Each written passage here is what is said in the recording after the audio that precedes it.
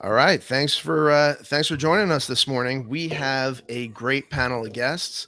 We're going to be talking about grade reform today. So I say grade reform because we have a lot of different views on this panel.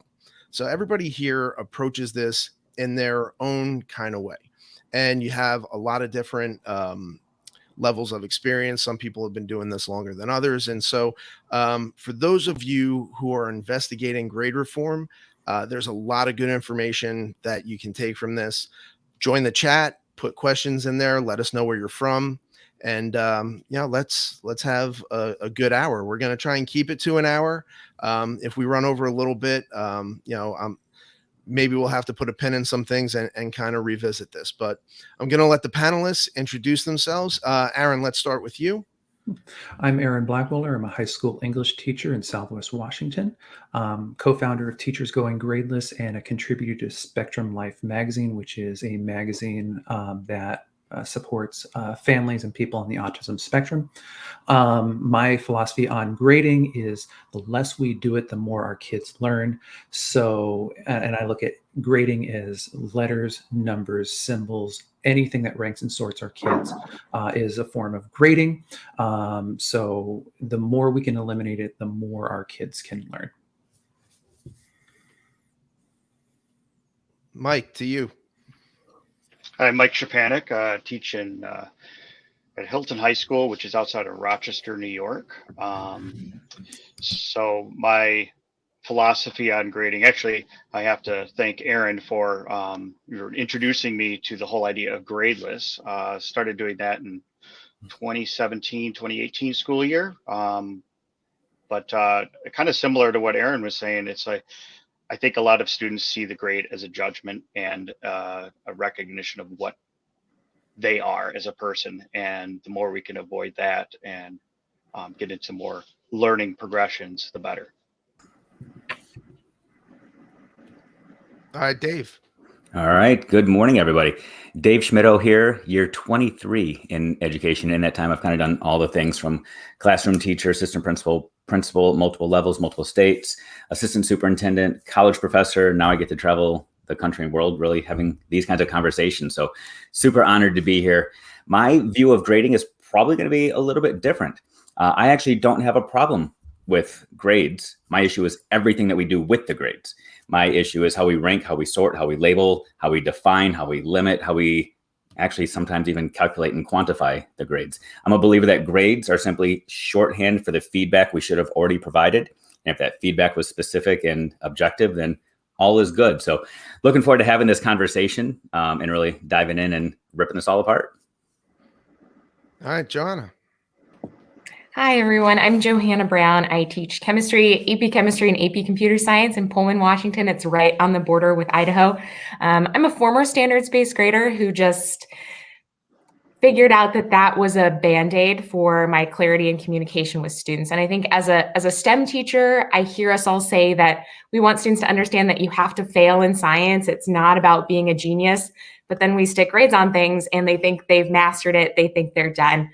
So for me, ungrading fits perfectly with scientific discovery and gaining more human knowledge. Heather. Hi, my name is Heather Brothers, and I teach in Ottawa, Ontario. This is my 14th year teaching. I taught 7 years in the States, so I was in Maryland, North Carolina, South Carolina, and now up to Canada. So I've kind of been all over. But I would say my journey kind of started back in 2008 when I attended a conference about performance excellence for all kids. And so that was more of the retakes. And David, I just started reading your book. So I got onto like chapter 3, but I saw your thing about retakes versus reassess. And so I'm interested to really learn more about that. But then I started the flipped classroom doing that and doing mastery-based learning. So I've kind of just been on a journey. And this year I attended Hive Summit, and I really like the idea about the more feedback. So this year I plan to try to incorporate a lot more feedback, but I teach high school science. All right, and Monty. Hey, good morning, everyone. I'm so excited to be here. As I look around the panel here, I see Johanna and Aaron. So, Washington is well represented here with 3 of the 6 from Washington State. I love that. So, yes to all the things that have been talked about. I took a rather bold step into the gradeless realm, if you will, 5 years ago when I decided, grades are the thing that seem to be getting in the way of my connecting with my kids and our discovering really, the story of their learning, which I think is what it's all about. And so with that, as some of you know, I completely took grades off the table. I gave my kids an A for the entire year, no matter what. And that was my bold, brave jump into the gradeless realm, if you will. In that first year, I had the great fortune of making contact with Aaron as I was contemplating whether I was going to continue that journey or not. And he helped me discover what I'm doing now, and which I've continued to build on over the last 4 years, which is what I call select and support grading. I am interested in the story of learning. And so my journey has really been about trying to find ways to invite kids to own their learning through telling their own stories about their learning. And it has been a tremendous experience. I've documented it for 5 years now with Project 180. I am in the middle of writing a book about that journey. I'm excited to jump into this next year with the things that I have continued to learn. And David, you said grade reform, and I'm all about that. But man, I'm more about grade revolution here. And so, and I know that that's a little, maybe a little bold for some, but I think we can all get here. And I think everyone who's on this panel and everyone who's doing the work outside of this panel, who's tuned in right now, is on their own journey to grade revolution, if you will. And I think it's an exciting time to be in public education. Just really quickly, this is my 26th year of chasing better in the classroom. And I teach proudly here at Cheney High School in Cheney, Washington, and I teach high school English. So Monty, absolutely. That's our goal is grade revolution. And I think that may make some people a little nervous, right? Some people that are kind of on the fence. And that's kind of what today's about too, is how do we make the people who are looking to move this way feel a little more comfortable? And we throw around a lot of terms, and you can see there are very different views on how we should practice this. But the one thing we all have in common is we saw that the traditional model just didn't work for our students, right? So we have to find something better. So you'll hear the terms alternate assessment, standards-based grading, and gradeless. So why don't we take a second and in my view, alternate assessment is anything that is not your traditional grade, right? So if we're not putting the percentages, numbers, letters, so everything that we're all doing all falls under alternate assessment. It's something different than traditional education. But the two main ones, we're talking about standards-based grading and gradeless. So Aaron and Dave, Aaron, you have teachers going gradeless. So if you could talk a little bit about gradeless itself, and then Dave will have you follow up with the standards-based perspective. Okay. So at Teachers Going Gradeless, we define gradeless as either grading less or going completely gradeless and eliminating grades. We understand that teachers are on a journey, as Monty pointed out, and that there's different comfort levels of eliminating grades. What we believe, though, in Teachers Going Gradeless is, again, like I said in my introduction, is that the less we grade, the more our students learn. And so if you are new to this, if you're required to do like a grade a week or whatever, and you've been doing multiple grades a week, we're going to challenge you to maybe do one a month or one every 2 to 3 weeks, and grade what's important rather than grading everything. But I've come to the point of where nothing is really graded in my class. There's ongoing communication with my students, and the only grade that's seen in the class is the one that my student and I have a conversation around at the end of the semester. And it's pretty clear by the end of the semester what grade the student's going to get. But yeah, that is kind of the spectrum of Teachers Going Gradeless. And I work within a school that requires me to report a summative grade at the end of the semester.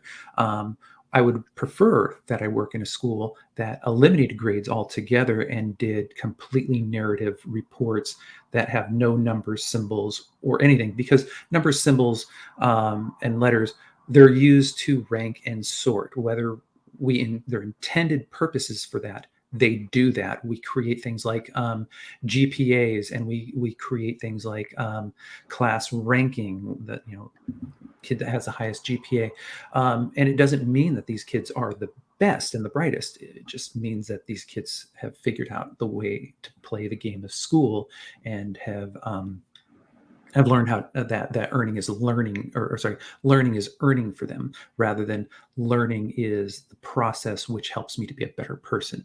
So in Teachers Going Gradeless, we support a big spectrum. We embrace anybody who wants to get away from more grading in their classroom and getting to more learning. All right, so Dave, why don't you follow up with the standards-based perspective? Yeah, I love how we're having this conversation about semantics right now, because I think we're all chasing the same thing.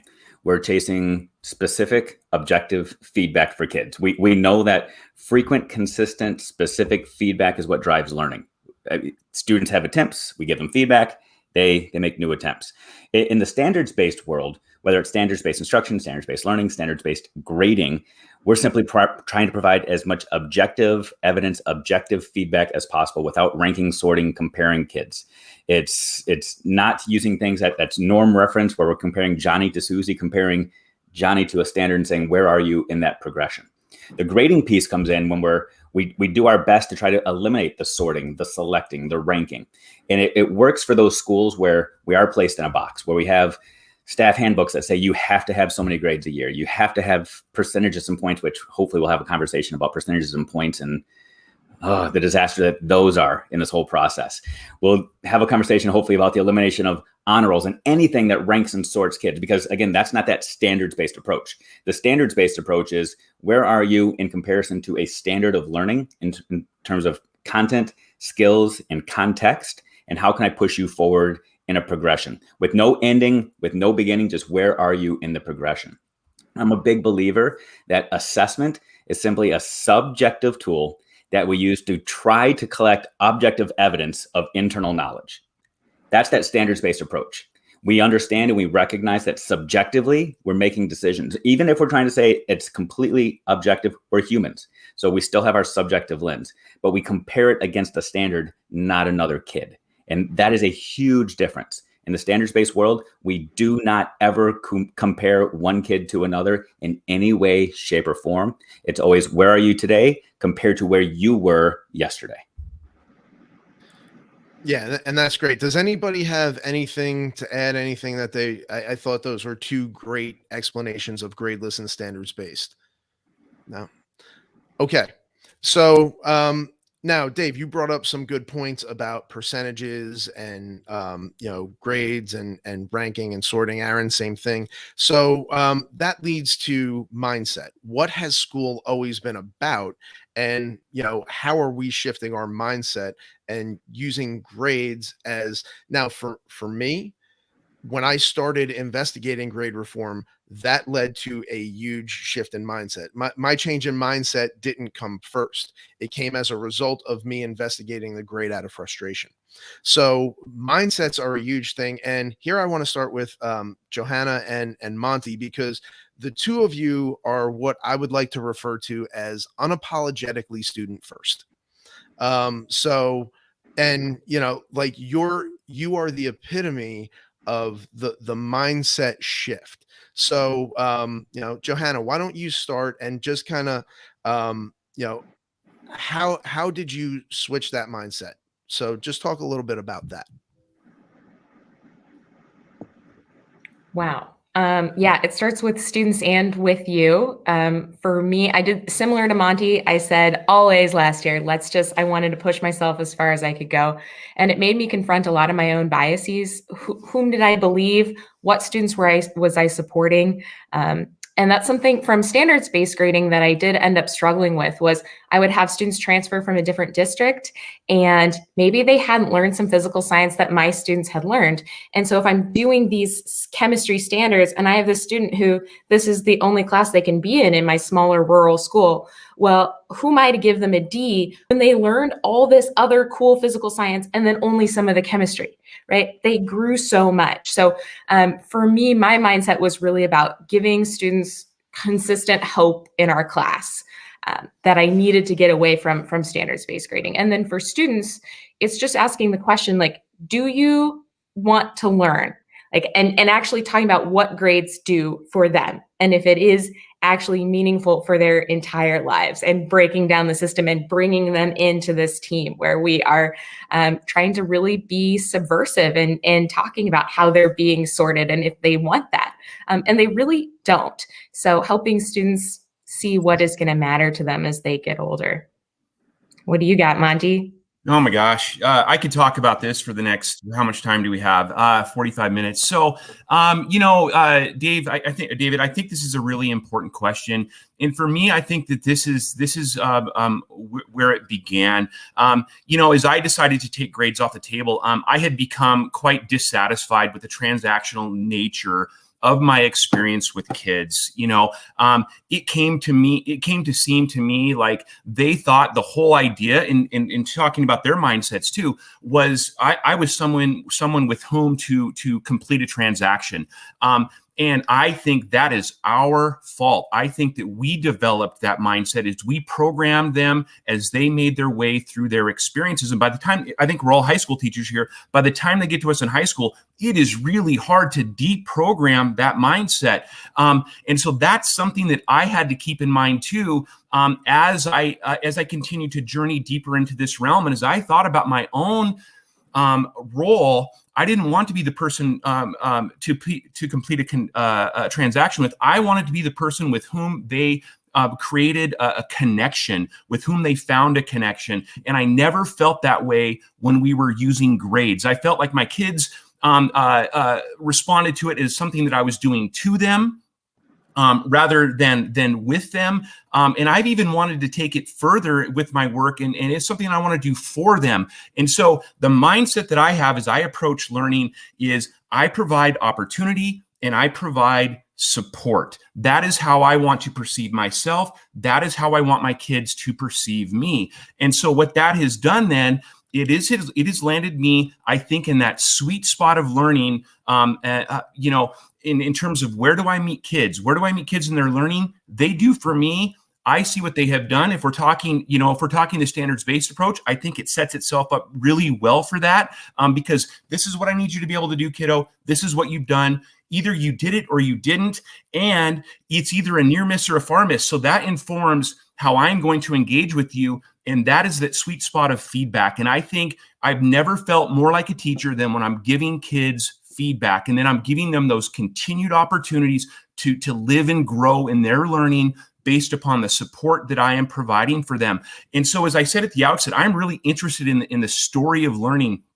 And what I have decided is I think I tweeted it out earlier this week. I become an unreliable narrator when I rely only upon the grade or the mark to do that. I am not always objective. Dave just spoke to that. I am subjective. I'm human. I bring that to the story. The kids are human. They bring that to the story. I'm certainly not omniscient. But once upon a classroom, I think I thought I was. I think I thought I was completely objective.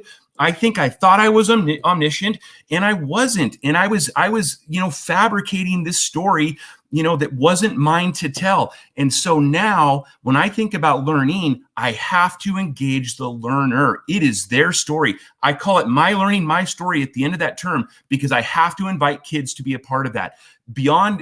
Other than them, I'm the only other one who has experienced the story with them, but they know it better than I. And if I don't empower them to be a part of that, then I don't think we are really capturing the whole story. And so that is the mindset that I have when I engage my learners. And I think that's awesome. And I'm going to open this up to the rest of the panel, whoever wants to answer this one. But in that mind, in the vein of mindset, you have a lot of teachers who say, Monty, I completely agree with you. I give my students opportunity, right? I provide feedback. And, what's getting in the way of that landing in the world of percentages when we do that traditional grading model? How come they're not seeing the same impact that, some of the teachers who've made this shift are seeing, right? So that mindset around percentages, how is that impacting the things that they value, which are feedback and opportunity? Who wants to take that one? Ooh. You threw percentages out there, and I feel like I kind of have to go with this. So for educators that are watching this right now, I'm just going to ask you a very specific and very real question. Why do you use percentages? And I guarantee if you're sitting there and you're thinking about this right now, your answer is, I don't know. Everybody else does. I was told to. It's really the only math I understand. And that's the reality of it. That's the only reason we use percentages, because we understand frequencies. We understand 8 out of 10 is 80%. It's easy math. But that is a complete miss. And honestly, percentages, when we use those, limits our ability as an educator to reflect on the quality of our assessments and the quality of our feedback. If you're simply saying 80% and you have in your mind 80% is close to perfection, you haven't sat back and analyzed your assessment to try to figure out, why did that kid get 8 out of 10? How did they get those 8 questions right? What's different about those 8 from the other 2? If we start to think that the kid almost has their learning mastered, as opposed to us saying, is my assessment accurate and objective and not subjective? What if your assessment was only 8 questions long and the kid happened to get all 8 of those right? Now that 8 out of 8 is a much different score than that 8 out of 10, and it represents mastery and not close enough, because you haven't gone through and analyzed it. If your grades are measuring frequency and not consistency and recency, then your feedback is wasted. So stop measuring frequency and start measuring consistency and recency. And I want to jump on this too. With percentages, those really tie well with, as Dave was pointing out, the number of times somebody can do something, which lends itself to testing. If we as educators are, if the best assessment tool we have is a test, then I don't think that we're doing our kids a service. School should be about, as Monty pointed out, it should be about opportunities and exploring. And we, as the expert in our field, should be able to understand, how is language arts used beyond the 4 walls of my classroom? How is science used beyond the 4 walls of my classroom? How is math used, et cetera, et cetera? How is this used? And our job, I think, as educators, is to give our kids the opportunity to think like a lawyer, or think like a speaker, or think like a writer, or think like a mathematician. And where else in the world can our students do that but in school? And this is where kids have the opportunity to find their own personal pathways, to develop their own stories, as Monty was pointing out. And if we are going to rely on percentages, then we're going to rely on tests. Whereas when we branch out and we want our kids to take what we've taught them and use it in creative ways, where students are collaborating through project-based, problem-based, or P-based learning, to whatever degree that is, it is really hard to put a number on, a quantitative number in any way, shape, or form on student work when they're developing a debate speech, or when they're developing a website that speaks to some cause that they have, or whatever they're creating. It's really hard to put a quantitative number on that. But it is really easy to put a quantitative number on, here are 10 questions. I'm going to give you 8 out of 10, just like Dave was pointing out. So I think one of the things that in education that we need to consider, that we need to reflect upon, is, do our practices mirror what we want to accomplish? Mm-hmm. And if our practices are testing, and if that's the best measure we have to gain understanding of where our students are, then our grading is going to reflect that. But when we see that there is a whole wide world that is out there using the content that we are trying to pass on to our students, then assessment becomes very difficult and muddied, and it becomes, I want to communicate, I want to have conversations with my kids so that they can have the best work possible, so that when they go into the workforce or explore whatever careers, they have this background of, I know how to use this throughout my life. So Yeah, all that stuff. There's a lot to unpack, right? So when we're talking about mindset, when we're talking about, you know, grading and the impacts, and what are we using this for?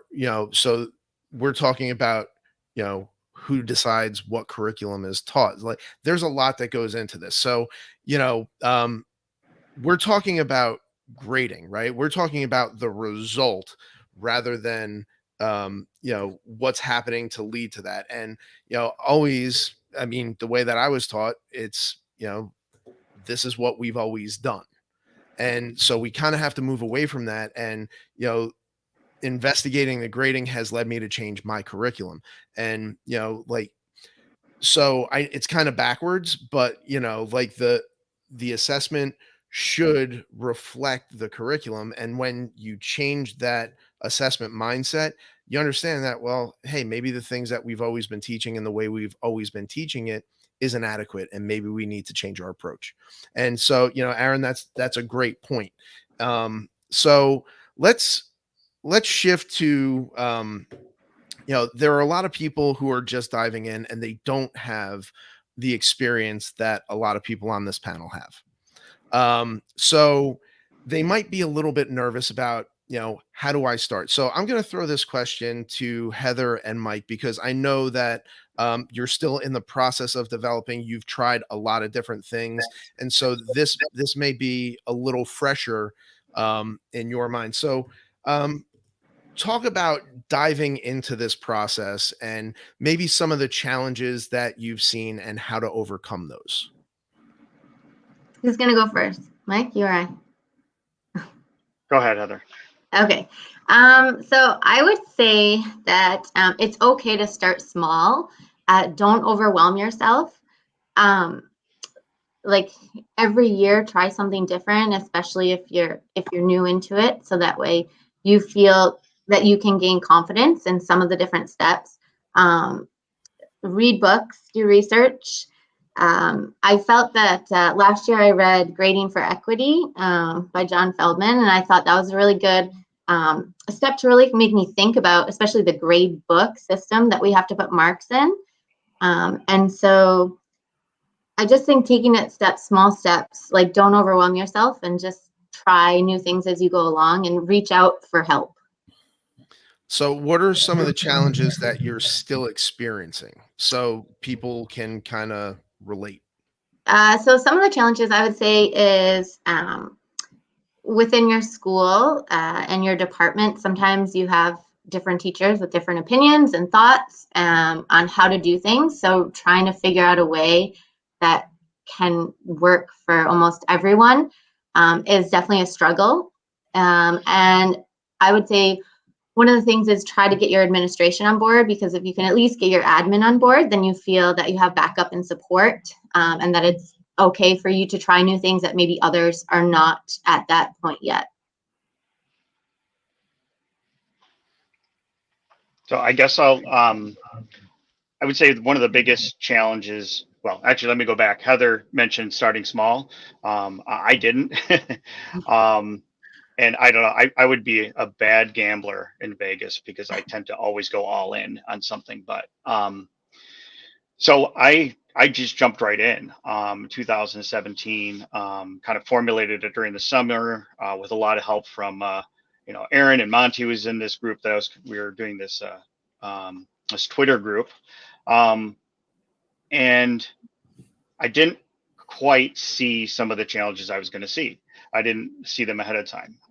One of them being like, what if the definition of what a final grade is? So what we did is, had a grade conference at the end of the quarter, and I did set grades 5 times, and we're a 100-point school, and I had to do the first 5 weeks, and then every 10 weeks. The other 5 weeks in between were optional, but doing the grade conferences took an extensive amount of time.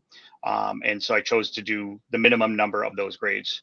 But I ran into some of the kids, giving themselves grades that were much lower than what I thought.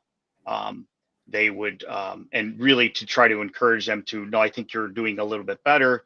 And, they would come up. But then I also had a couple of kids that, gave themselves a much higher inflated grade than I thought.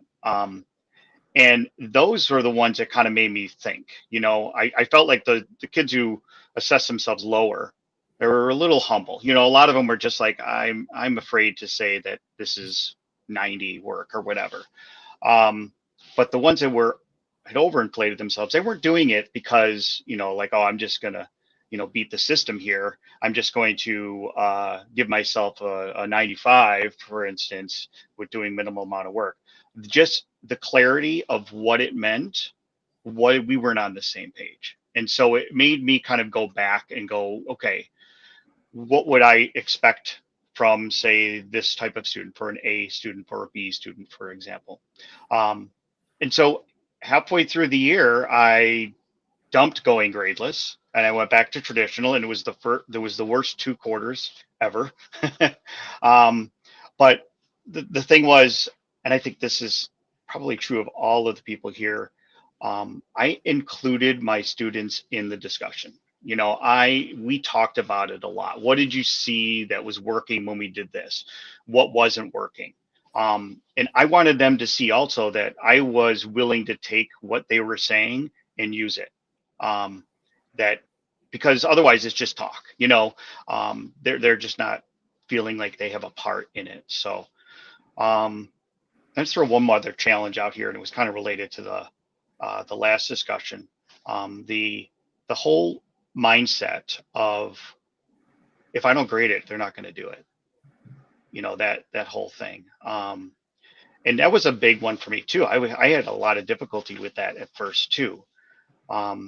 My solution at first, it was the baby step, was I used prerequisites. So this assignment, or say 2 or 3 assignments out of these 5 that they would choose, had to be done before we could look at, say, a summative assessment. And that for me solves that issue temporarily. So. All right. So Mike, you brought up a great point. If they don't grade it, students won't do it. That is one of, I know I'm with you, Johanna, like it's not true, but that's one of the things that people think. And that brings us to accountability, right? So, there's a lot of teachers that have that mindset. How do I hold my students accountable? And I don't know if you've heard Aaron's explanation of accountability, but I absolutely love the way Aaron discusses accountability. So I'm just going to throw it to him, and then I want to get all of your thoughts on what he's going to share in a second.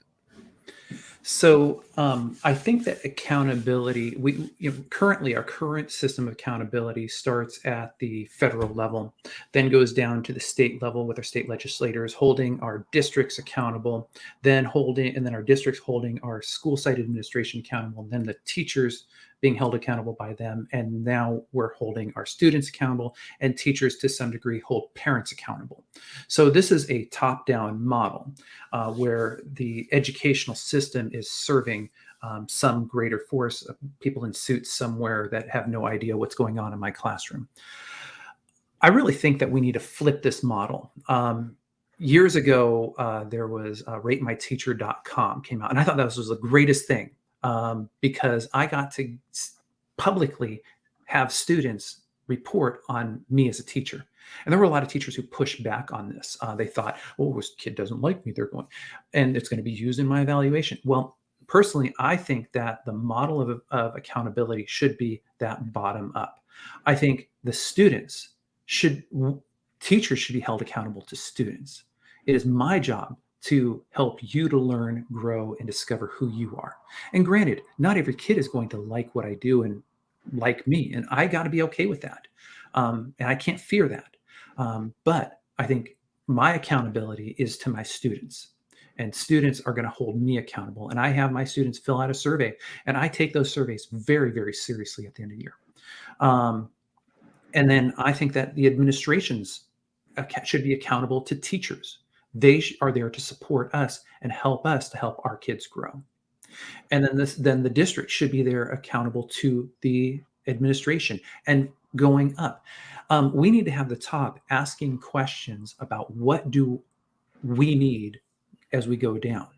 So the federal needs to be asking the states, what do you need? The states need to be asking the local districts, what do you need? And then all the way down, just like the teachers should be asking their students, what do you need from me to grow? So that's my philosophy of accountability. And I think that if a child is not engaged or unwilling to do the work, that's a piece on me. What is wrong with the work that's being done?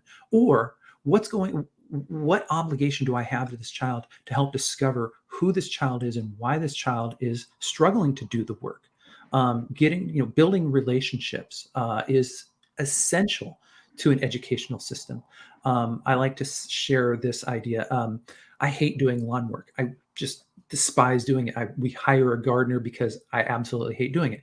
But there's those few times a year where we got to trim tree branches. I don't want to pay my gardener to do it because that's wildly expensive. And putting bark dust down, I got to do that. So my wife will come to me and say, hey, Aaron, it's time to do that. And because I love my wife and my wife values this, I'm going to do that with her. So I think it's the same thing.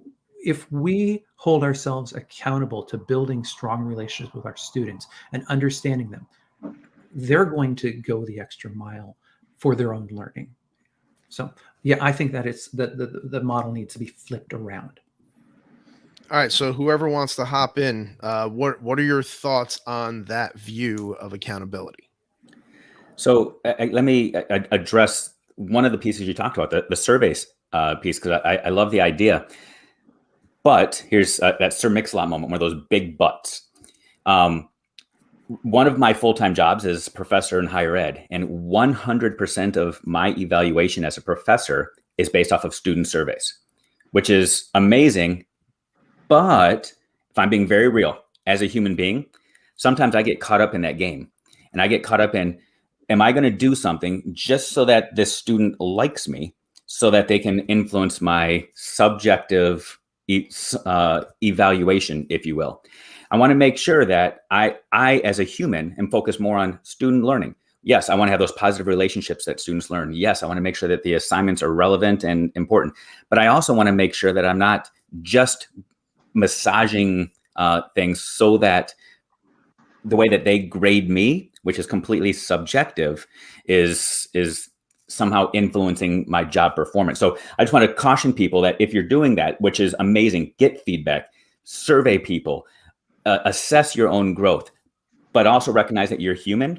And at times, if you are asking people to grade you in a subjective lens, that you will be tempted, just like the kids are, if we grade subjectively, to say, I'm going to be influenced, chasing points to try to just increase my evaluation. So I just wanted to balance people in that perspective for whatever that's worth. But yeah, Aaron, I agree with you wholeheartedly on that end, that needs to be the thing that we chase. We need to be chasing student progress, student growth, student relationships, and focusing on their needs more than the needs of the people with the fancy polished shoes and the button-down shirt. So focus in your priorities, but recognize that you're human too. And ultimately, our goal is to collect as much objective evidence as possible on whether or not we're meeting our objective goals and objectives, whatever those are. And sometimes that is relationships. Sometimes it's growing human beings. Sometimes it's pursuing learning, but put that on the floor, put that on the table, and recognize what your goals are, and then collect evidence to say, am I making progress towards those goals? Yeah. I'd like to, with accountability and like helping students know what they might need to get into their brains for their future. And I love Christy's question here about hybrid. You know, can we combine some ideas of standards-based grading and ungrading? And I think it's absolutely true and awesome. So I teach 2 AP classes. I have my own internal struggle about the College Board, but those are classes that students sign up for, especially computer science, because they want the AP credit. And then I have a lot of students actually fall in love with computer science. And I love it. But those are classes where I have a contract with students that I'm helping them have the skills on that exam. So I use the standards from the College Board, and students and I track how they're doing on those, but that is external from their grade and the way that I see them as these whole humans sitting in the class. So it's like us versus the test. So can we track, like, did they figure out how to code something that's recursive? Yes, they did. But it's this separate almost challenge that we're overcoming together that doesn't have to be internalized, and they don't have to check their self-worth with what we're trying to do for the AP exam. So I think you really can combine different things based on the goals with the students, Christy. So we can share, I bet we can share some documents at the end of this if people keep having questions for how different people are combining some standards-based ideas and ungrading. Can I jump in here too? Just to back up, like kind of what Joanna is saying, like with content heavy subjects, and I would say I teach AP Bio and it's a very content heavy subject. There's a tough line about like percentages work for a lot of people, you know, because they know this percentage of this content. But when I look at it, like, do I want kids to walk away knowing, you know, the parts of a cell? Sure, I do. Would I rather they understand how science works so that they can make informed decisions about, especially in today's day and age? I would rather they have that than the content. Now, we still have to track the content in my class, and you know, I don't necessarily like Joanna, I don't really put it in the grade, but I'm meeting with kids all the time. I mean, I'm probably, if I'm not having a discussion with each kid, you know, 2 to 3 times a week, then I'm missing someone. There's something, you know, going on there.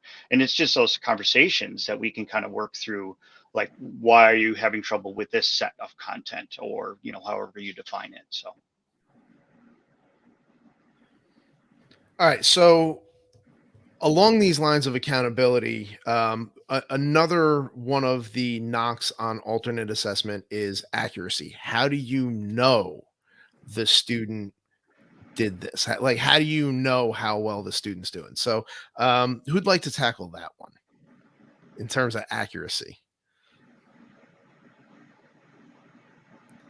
Could I just say I tried something before I went into Gradeless. I tracked 3 kids the previous year. I went back and I had some of their assignments, a lot of it were electronic, and graded them if it was, you know, the traditional weighted grades, total points. I did it kind of a standards-based approach. I did a mastery-based approach, and then I looked at the grades at the end, and the discrepancy between top and bottom was mind-blowing. I think it was somewhere around 15 points difference between, you know, like, so you take like an 88 student down to, you know, a 73 student. I mean, it was huge. Earpiece fell out there. And that kind of helped me get away from the, you know, like, well, I want to, this grading system, it shows what they know, you know, it shows how much they can do, but it wasn't. I was just hiding behind it. And, you know, it just really depends on what are the rules of the game. You know, what are the rules of getting the most points you can? And, you know, some kids get it and some kids don't have that rules of the game down as well. So my view on accuracy is we need to accurately assess where a student is at this moment in time in their learning progression and provide them with the guidance to move forward, right? So I think when people talk about accuracy of a grade, they're focusing on the wrong thing. They're focusing on the result as opposed to the process. Now, I could tell you with certainty, you know, how well or to what level of proficiency my students have acquired certain skills. Like, you know, with this assessment model, when you move away from traditional grading, it becomes very clear what your students can do and what supports they need. So I think we need to shift our view of accuracy instead of saying, does this grade reflect, and like, and that goes back to the labeling, sorting, ranking, right? Move away from that and say, you know, does this evaluation represent where they are in their learning, and can I provide them the necessary steps to progress? And that's just my view on accuracy. So anybody who wants to hop in. So I want to do you have a follow-up question to you? What needs to be assessed accurately? Because in reading Maya Wilson's Rethinking Rubric, she talks about two different pieces of writing. One of them is an essay written by a student who is a high achieving student, and it fills all the fours on the rubric. I mean, it does everything, but it's boring to read. I mean, nothing moves you in it. However, she talks about this other piece, which is grammatically a mess. But it's very poetic, very touching, very moving piece. And it's written by a student who is an ELL student. So my question would be, if we are wanting to report things accurately, what accuracy are we trying to achieve? Like, is it spelling, grammar, and mechanics? Well, Maya Wilson demonstrates that the accuracy of spelling, grammar, and mechanics, if that is the focus of it, and the structure of a 5-paragraph essay is the goal. Well, yes, this one young lady communicated that very well, but I would not, as a teacher, reading 120 of those is mind-numbing. But on the other side, when we inspire students to write things that move us and challenge us, John Warner's book, Why They Can't Write, really delves into this idea that measuring and this constant measuring and putting kids into the boxes of rubrics has destroyed writing at the college level. And he does a fantastic job developing that in that book. So my question is, going back to you, what do we need to accurately measure in school? Yeah, and so I am not an expert in ELA. So in terms of writing and all that, I will leave that to you. But for me personally, we have the next gen science standards, the practices, the science practices. And, that's really just a framework of how students can critically think around science. And really, that's my entire goal. It's we use content as a vehicle in my class to really teach transferable skills of how students can analyze data and structure responses, problem solve. So it's not about you need to do this specific thing. It's really more about, okay, this area of critical thinking, you might want to try this approach so there's a lot of freedom in my class for them to investigate. And the way I use a rubric, it's not a traditional rubric where they're scored. It's a learning progression, so they don't even see beyond, like, when we start the year, they see what a beginning student, what we're trying to develop. So here are the things that will help you collect data. Here are the things that will help you analyze data. Here's a framework for a response. Now, as they gain proficiency, they can move away from that. But they need some structures in order to gain that proficiency, to understand how they can, veer from structure, if that makes sense. Yeah, if I can follow that up along with a previous question that was asked about people that are just dabbling in this, because I know one of the things that when you first reached out to us, he said there's a lot of teachers going back that are starting to have these thoughts right now that might be looking for something tangible to walk away with, and they want to go gradeless, they want to reform their grading, but they're not quite sure how. So I'm just going to put this out there. I'm going to go back to our introductions when we were all introducing ourselves and talking about how we started this journey. I'm a firm believer that a person with an experience will never be swayed by a person with a statistic. The fact that all of you are here because of your own experiences, I think, is powerful. Nobody started by saying, and here's what the research says, and if anybody wants the research, shoot me a message. I'll send you all the scholarly research that talks about this.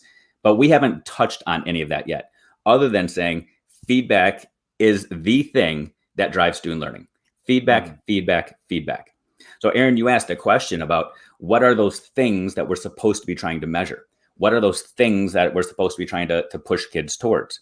Whatever it is, we need to explicitly state this is the expectation, whether we want to call it a standard or not. I'm a firm believer that a standard is only standard if it's standard, yet There's no standard way to do standards-based grading. I'll put that out there. We have to have expectations that we clearly articulate to kids and to ourselves and say, this is the expectation, and put it out there, whether it's in a rubric, whether it's in directions, whether we verbally express it, whether we just provide feedback and say, this is what's missing, this is what's lacking, here's what you can improve upon, here's what's great and amazing, build off of it. I think that's what we're all trying to say right now. Give explicit feedback and students will learn and grow. Explicit feedback to drive progress. However you choose to demonstrate that, whether it's through an arbitrary symbol, an ABC, a 1, 2, 3, a fist bump, a sticker chart, a stamp, right now, I don't care. That's the byproduct. That's the easy out. If you say, I'm just going to change the symbols that go on a report card. I'm going to change the symbols that go on a paper. That doesn't change the feedback you're giving kids. Be explicit, be direct, be kind, be compassionate, and build off of what a kid can do and what a kid already knows to move them forward. Same thing with you as an educator right now. I don't want you as an educator, if you're watching this and listening to this right now, to say, I have to change everything I'm doing. BS. No, you don't. Build off of the amazing things you're doing right now. You are already changing destinies. That research says that 95% of what you're doing in your classroom works, which is great, but some things work better than others. So right now, your focus is on every task, every assessment, everything you do, ask why you're giving it. Then start looking at every question you ask and say, why am I asking it? And make sure that the feedback you provide kids helps them get closer to knowing more than when they started that first assessment. Period. End of story. Yeah, David, can I jump in there a little bit after that? And so as I was thinking back to the original question about accuracy, and, and for me, I think when I think about the folks who are interested in entering into the gradeless, the standards-based realm, the realm of learning, if you will, I think is really what it should be called. I think learning is the key word there. Earlier in my career, I think I always had trouble with capturing what kids had learned, right? And being accurate about that. And I think that's part of what led to my dissatisfaction with the constraints of the traditional grading model.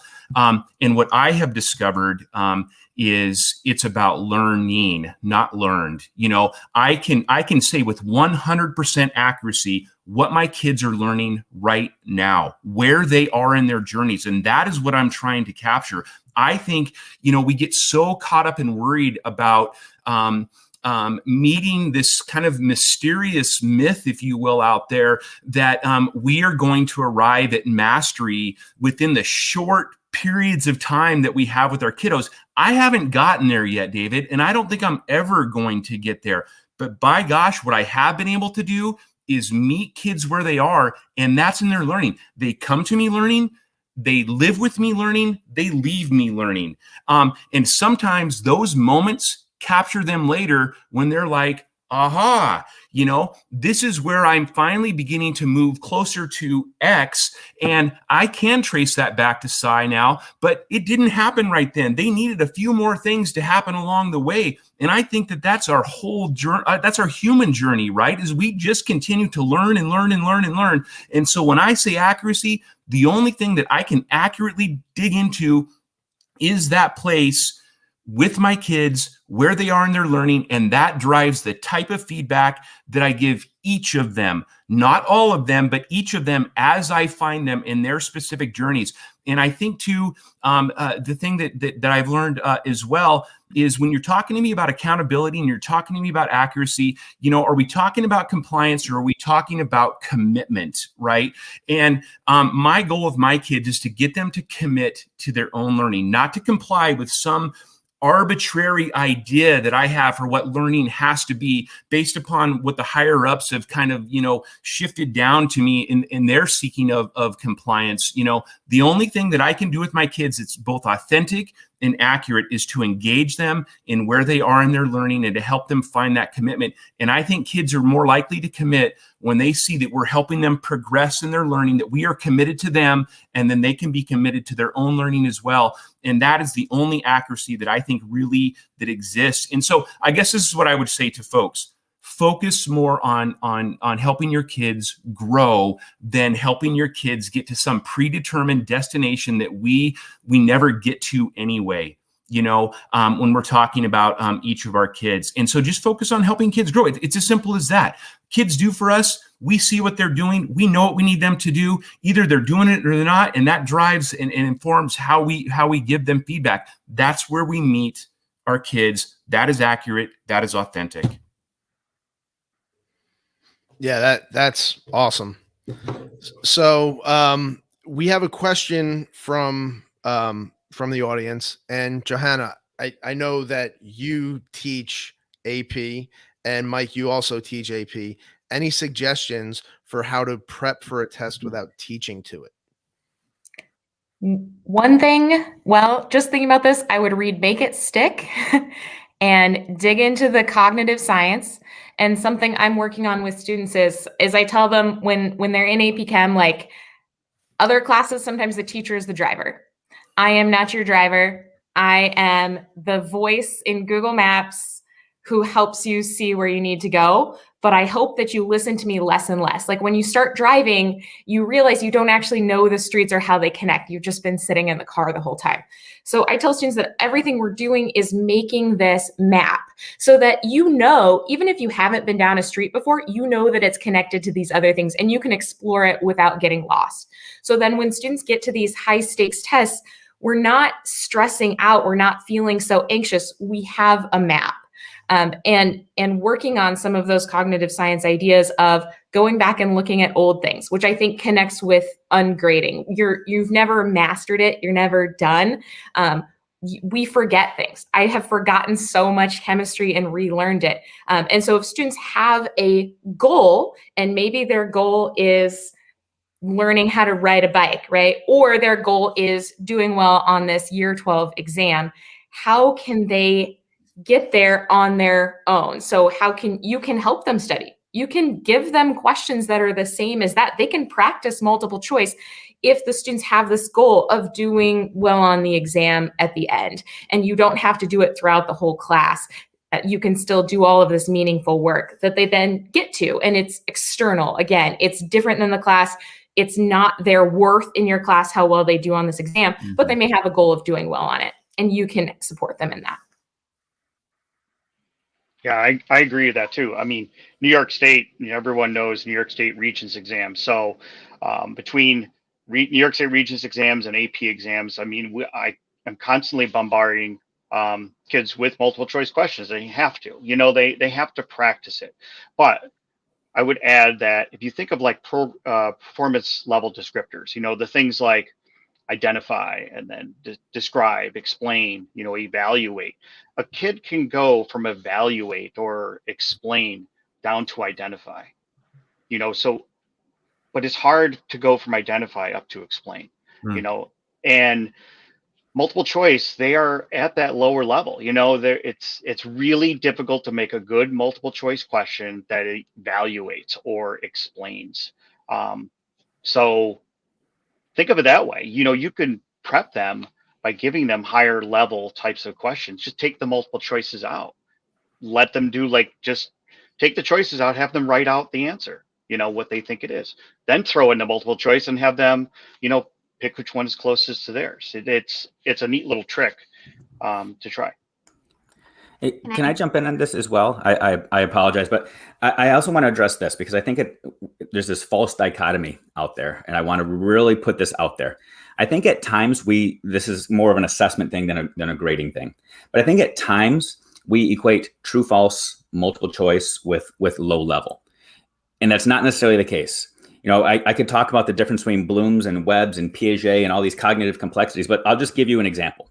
So if I were to describe to you a setting in your classroom where you've got 4 kids sitting around working on a collaborative project, you see Johnny and Susie talking to each other, doing this collaborative project. And I ask you, are they cheating or are they collaborating?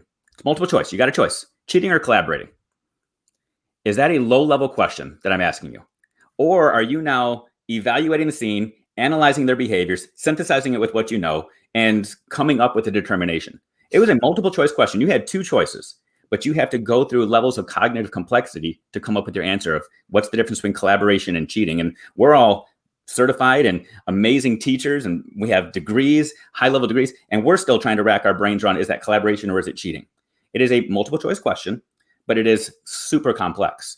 The issue is most of the multiple choice true false questions that we ask kids are low level. They are, can you simply repeat after me? Can you cheat off of me to get your answer? Can you just spit back what I just gave you? So I think it's this false paradox that we're creating when we say multiple choice or true false are low level, because the question of how do I prepare kids for this test without teaching to the test is another false paradigm. You should be teaching to that test. That doesn't mean you're teaching test taking strategies, but you should be teaching to the level of complexity that the test is going to be asking. Can I jump in? I was going to say, Joanna, I loved your analogy there. And then Mike, I'm actually from Buffalo, New York, so I took those Regents exams in high school. But being science and content heavy, I use GoFormative. I'm not sure if anyone's used it before, but I love how you can create like I call them self-checks for the students, and it's not mandatory, but I just always put them up there as like practice questions for the students if they want to practice the multiple choice. And the really awesome feature of it is that they find out right away whether they're getting the questions right or wrong, like it turns red or green for them. And so then students can come back and say, oh, I was struggling with this question or that question. But I think that's a really good tool if you have to practice those multiple choice type questions where the students get the instant feedback. Yeah, a lot of great tips. And I want to throw something out there. Jill Bowler has done a lot of research on testing, especially in the math realm. And she has found that the number one indicator of student growth, and I think we'll all agree with this, is the concept of growth mindset. When we focus on growth mindset in our classroom, that and the teacher is there to support students throughout that growth, that is the number one indicator of how our students will ultimately perform. And she has shown through her research that when we emphasize that growth mindset, the students perform better on tests, even if they never take a single test throughout the period. She did a study where she took some students and they got tests, some that didn't, and the ones that didn't got the growth mindset, they performed better at the end than those who were tested and practice for that. But yeah, I agree with David that we need to be preparing our students for the ideas that are going to help them later on. So we teach to those ideas, but we don't have to teach the test taking strategies. Kids are going to get that. They're going to get those. They're probably taking online tests for fun. So they don't need those strategies. They need strategies that are going to help them to understand and analyze and, do those higher level thinking things. All right, so we are up on our time, but I have one final question, and I want to preface this question by saying that I respect everybody on this panel. I think that what you're doing in your classes is absolutely amazing. What you're doing for students, I applaud you. So we agree that there is no one right way to go about changing the classroom. All right. But my question is, if we're trying to make systemic shifts, right? And I think this is more true at the local level than on a national level. But if we're trying to make systemic shifts, do we have to come to some form of commonality so that students are entering our classrooms understanding that this is the way I engage with learning? Because I understand in the development of these ideas, this is the way I do it approach is necessary. All right. But we're the minority. All right. And we're growing in size, but to scale, do you think that maybe some degree of commonality is necessary? I think it's theoretically nice, but I don't believe that there is time. Like I need students to have spaces where they get to be seen as whole people who have complete human self-worth outside of grades and their performance in school. And I can't wait for other people to feel comfortable with that. Like when we get into, we haven't even talked about how much more equitable this is, but when I'm able to create things that work for my individual students, where I'm not putting my white lens on it constantly, when I'm letting the student tell me their story, like Monty was saying, they need that in at least one of their classes. And so I challenge anyone watching this to try to be that. Not that we're saviors or anything, but if you can start it, I encourage you to not wait for other people to be comfortable with what you know is right for your students. And I'm by no means advocating for waiting. I agree with you 100%, but I'm saying to scale. So for those people that are, maybe systemically, we just say, hey, this is the way we're approaching assessment, right? And in my mind, it would benefit students for them to understand and not say, okay, this is the way that I interact with Johanna's class, and this is the way that I interact with Dave's class, and just that continuity, right? Because right now I am probably the only teacher that they have in their educational career that's doing alternate assessment at this moment. And so to scale it to go to the entire district, does there need to be some commonality? But yeah, don't wait, jump in, do what you want to do, figure out what works for you and share it. But other thoughts?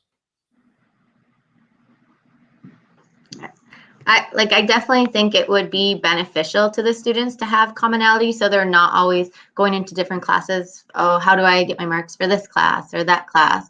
But I think that it has to you either have to have a really group of teachers that are willing to try to agree on what way to do it, or I think it has to come from a district level saying, okay, this is what we're going to do as a school or as a district in order to really have that happen.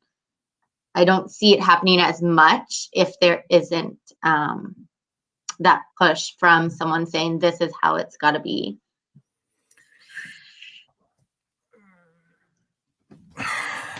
What are you gonna say, Monty? Oh, just thinking about the larger question here, and I don't know, David. Just it's in my nature. I'm running the other way, right? If we're gonna make this standard, I think a lot of you know me well enough to know that if this is what the status quo is going to become, then I'm going to look for a way to flip it, and I'm going to look for that next round table where those of us who have decided like this isn't going to work because we tried to make it standard. I think if we were to look for the, and again, I think it's the sweet spot, maybe instead of districts asking for, people to say, you have to post this many grades, maybe we should make the focus like you have to give this much feedback to your kids, right? I mean, I think that's the connecting point in all of this, whether it's standards-based, whether it's gradeless, whether it's alternate assessment, it really becomes about that place where we meet kids. And so I think if I were a district or a building, I would be investigating how are we supporting kids learning, knowing that feedback is the best way to do that, and how can we make that the primary focus? That is what I want. That the commonality should be kids demanding feedback.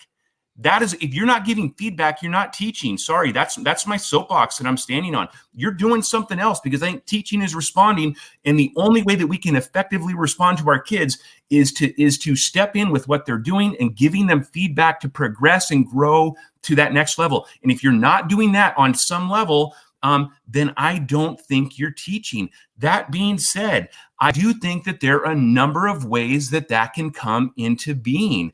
And I think as long as that's the focus, that's the requirement, then I think that there's opportunity for us to find some commonality around that, and also some opportunity for us to continue to make things fit us. Because I think we all know, and I think a lot of us watching right now, we have had to find ways to make this fit us. And I think that those who have given up on the gradeless journey have thought that they had to make theirs work like others, and they have abandoned it, and they didn't use what I like to call the fit filter. They didn't make it fit them and their situation and their kids. Aaron and Mike, I think about those that we've kind of lost along the way, through no fault of their own, I think, other than that maybe they just didn't find their way. And maybe hopefully Aaron and Mike, you know what I'm talking about there. It's like we've seen some folks come and go in our journey, I think, with the gradeless piece. And I wonder about that, and I worry that it's because they thought they had to live up to somebody else's way of doing it instead of making it their way. And again, David, the only thing that I see connecting all of this is that feedback piece. Yeah, Hold and up. that's fine. So when I talk about commonality, the commonality could be feedback, but it's just having students understand that this is how we engage with learning. And I agree with you that feedback is the way, right? So I'm not arguing that point. No, And yeah, yeah, I know that. I know that. I'm just thinking like I don't know where the commonality would come in. I'm not sure what that would look like. And again, I think it starts to make us perhaps backtrack into what we've done because we think we have to do this, and we have to do this, we have to do this. All you have to do is meet kids where they are in their learning and give feedback. And I know that's a huge oversimplification, but when it comes down to it, that is what I have discovered. And as long as I'm able to continue to do that, then I'm okay. If I'm not, then I'm pushing against it. You asked this question, and I'm thinking about it. My principal wants to put together a group of teachers who are going to help make some grading reform in our school. I'm scared to death of it because I know that commonality is going to be almost impossible. One thing that I know that's common in my school is we all love and care about kids. I think that's a foundation that we all agree upon. But for us to have a common assessment practice, I don't think it's going to happen because, and that's it's kind of the philosophy of teachers going gradeless, is that we know, and this is why we highlight different teachers constantly on our blog. We know that there are different ways to do that. But I think the foundation is, one, that we love and care about kids and their learning, and two, we want to give them good feedback. So yeah, I've been debating whether or not I want to be on that panel, just because I know it's going to be, pardon me, this is not made for kids, but it's going to be a shit show. It's going to be very difficult because people hold tight to their grading practices. They feel that what they're doing is right, and they invest a lot of themselves into that. But go back to what Dave said earlier. There's no what research is supporting. Why do you do that? And so, yeah, it's a scary thing to. I don't think we can come up with commonality unless it is, as Heather pointed out, mandated down. But as soon as it's mandated down, it's going to be pushed back against, and it's going to be muddled, and because we're not going to be given the good supports that we need. So I think what we need to do is encourage teachers to be the best that they can be, and continue to expose those negative practices that damage kids, and just keep encouraging and allow those supports to come through a community of teachers like us, online, writing books and so forth, just supporting one another. So I'm going to take a slightly different stance, shocker here, but also agree with everybody. I would say that there are some things that we can preach for commonality. So I'll speak from the administrator lens. If you're an administrator watching this, there are some things that you can do without mandating necessarily what happens in classrooms. Get rid of honor rolls. Get rid of those top 10 lists where kids are sitting on the stage competing for those grades and those points. Yep. When you just do those two simple things, and now teachers are going to start thinking the grade doesn't matter who gets to sit on the stage. The grade's not going to determine who gets the bumper sticker. And that will trickle down. Those are some common practices that we can put in place. One of my fears of us saying we need to have other common practices is that there's this tendency for some people to say, well, then I will wait for the mandate. I will wait till everybody else does it. And we start to think the issue is the system. And until we get that mandate, I don't have to change. Well, the issue is we're part of that system. So go change what you're doing, and then the system will change. If we're constantly waiting for the mandate, then nothing's ever going to change, because unfortunately, most administrators, myself included, when I was an administrator, I thought I became an administrator because I was good in my classroom, which meant my job was to perpetuate all the stupid stuff that I did as a classroom teacher for everybody else. And that's the problem, right? You need to take this and process it and say, what's the first step I can take? And then go talk to everybody else about the experience that you're having and how they can have a similar experience in their classroom. Again, experience trumps statistics every day of the week. So go out there and gather a new experience and share it with others, and have your common experience become the common experience of somebody else. Well, this was an awesome conversation, and I appreciate all of you joining me. So why don't we just go through and tell everybody how they can connect with you? All right, so we'll just go around again. So Aaron, go ahead. So again, Aaron Blackwelder, you can follow me on Twitter at Aaron S. Blackwell1. You can also follow us on our blog, teachersgoinggradeless.com. We have tons of resources there. We have a podcast, Beyond the Curriculum. So please follow us there and learn more. Probably the best way is through Twitter for me, and it is Mike Shapanik with the @ front number or @ letter thing in front of there. That's probably the best way to reach me. For me, at Dave Schmittou, but because you'll never have any idea how to spell Schmittou, here's my phone number, 734-377-3457. Text me, and then I'll get you part of all my social media stuff. So at Dave Schmittou, or give me a text, call, whatever, and we'll connect. Nice. I'm at Johanna Brown, just like it says on the screen. On Twitter, I'm very DM friendly. I've set up a lot of meetings with people who are trying to figure out how to deal with either their gradebook or how they can get around the rules of their administration. So feel free to contact me. And Heather Brothers at Mrs. Brothers SPK on Twitter. Okay, at Monty Syrie on Twitter, and then you can also always follow my Project 180 blog, which is at www.letschangeeducation.com, and that's where I'm also sharing resources and ideas about an upcoming No Grade November. So if you're interested in pursuing an initial path into examining, going gradeless and learning about learning, that will be an opportunity that's going to be out there. All right. Thank you, everybody who was in the audience, and reach out to any of us and we'd be happy to help. All right. Have a good day. Bye.